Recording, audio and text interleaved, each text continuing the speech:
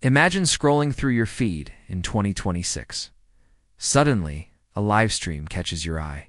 Oh. The title is just a string of coordinates. You click. The scene is a dark, rain-soaked alley. The shaky camera footage is grainy, but the flashing red and blue lights of police cars are unmistakable. The tension is palpable. You're not alone. A counter shows millions of people are watching this unfold live with you.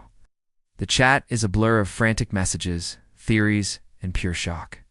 Police officers, armed and cautious, have surrounded a figure. But this isn't any ordinary suspect. The figure is calm, almost serene, and emits a soft, otherworldly glow that pulses gently in the darkness. The rain seems to avoid it, creating a dry circle on the wet pavement. The person holding the camera is clearly terrified. They're breathing ragged, the lens shaking with every heartbeat. But they can't look away, and neither can you. This feels more real than reality itself. Then it happens.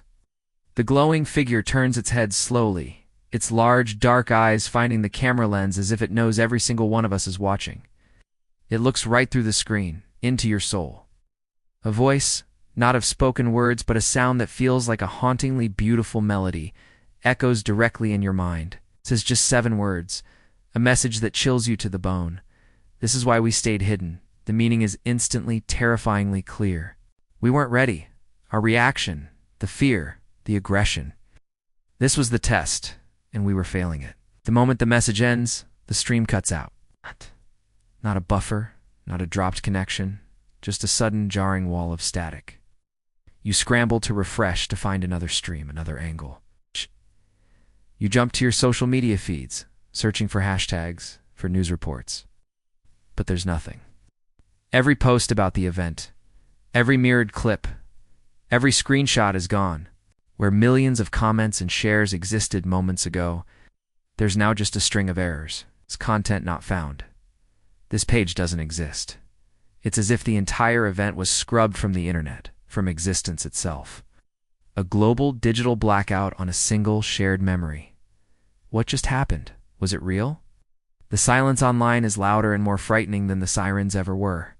For weeks, the world is in a state of confused panic. Governments issue vague statements about technical glitches and mass hysteria. Conspiracy theories run wild.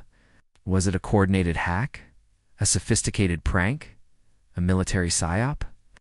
The world demands answers, but the official story is that the alleyway alien incident never happened.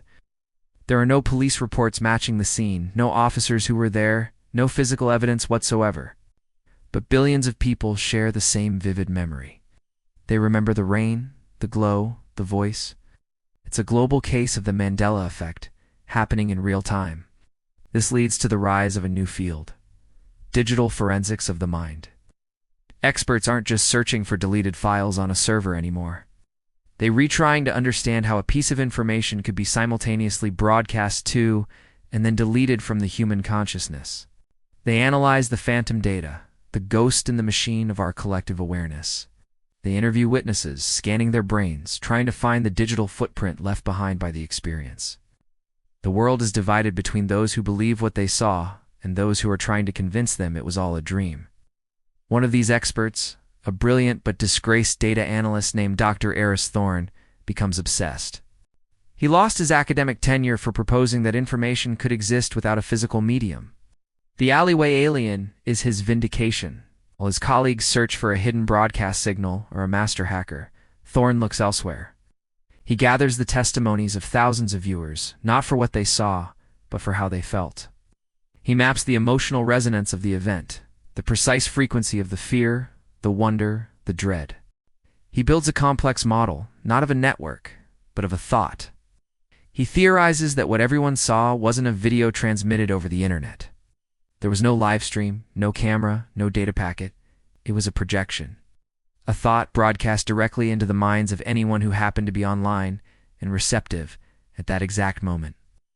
A psychic signal that used our own brains as the receivers and our screens as the canvas. The internet wasn't the delivery system. It was the catalyst, the digital gathering place that allowed our minds to sync up and receive the message together. The breakthrough comes when Thorne gets access to the server logs of the world's largest social media platform from the night of the event. His peers had already looked and found nothing. No massive data spike, no signs of a viral video. But Thorne isn't looking for a file. He's looking for a void. And he finds it. For exactly 93 seconds, the duration of the Livestream, there is a complete and total absence of new data generation from every single user who claimed to have seen the event. It's as if billions of people simultaneously stopped thinking their own thoughts. They weren't typing, scrolling, or creating data because their cognitive functions were completely hijacked, but dedicated to receiving and processing a single external thought. He stares at the blank spot in the data, a digital ghost representing a global moment of shared consciousness. The realization is staggering. The alien didn't hack our technology. It hacked our biology.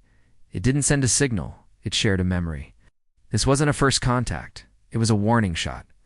A demonstration of a power so subtle and so profound that we had no way to defend against it, or even to prove it had happened. The message, "This is why we stayed hidden," now has a terrifying new layer of meaning. They stayed hidden not because they feared our weapons, but because they knew our minds were as open and vulnerable as an unlocked door. The proof wasn't on a hard drive. It was in the shared, unshakable memory of a video that never existed. The greatest event in human history left no evidence except for the chilling knowledge that we are not alone, and we are not in control of our own thoughts. What do we do with that knowledge? The implications are astronomical. If a thought can be planted, can it be controlled? Can our emotions, our decisions, our very sense of self be manipulated by an unseen force? Alien incident marked the end of our species' innocence. We were no longer just looking up at the stars, wondering if anyone was out there. We were now looking inward, at our own minds, and wondering if we were truly alone in there. The search for alien life shifted from the cosmos to the cortex.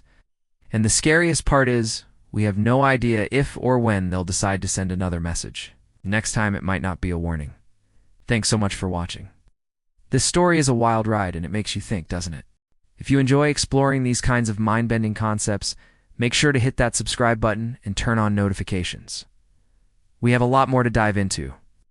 Drop a comment below with what you think the alien's next message would be. Till next time, stay curious.